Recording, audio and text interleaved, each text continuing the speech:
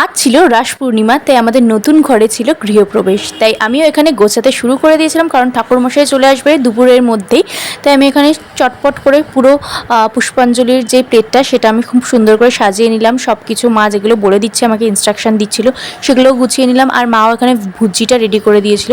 Almost সব কিছুই ready করার পর মা এখানে ঠাকুর মানে মায়ের গুরুদেব এবং কৃষ্ণ অ্যান্ড রাধাকে একসাথে রেখে দিল যেখানে পুজোটা হবে। আর আমাকেও বললো যে পঞ্চপ্রদীপটা সাজিয়ে দিতে, সেটাও আমি সাজিয়ে নিলাম।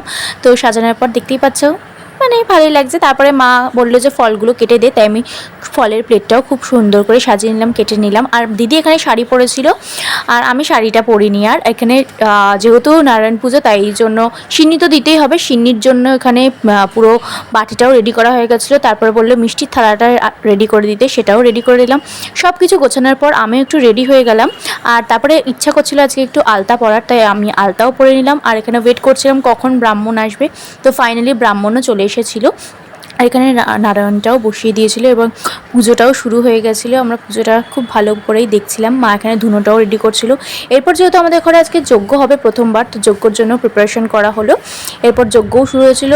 আর খুব সুন্দরভাবে পুজোটা হয়েছে, আমার দেখে খুবই ভালো লাগছিল। আর খুব ভালো দিনেই পুজোটা হয়েছে, আমি তো খুবই খুশি হয়েছি। আর পুজোটা খুবই ভালো হয়েছে।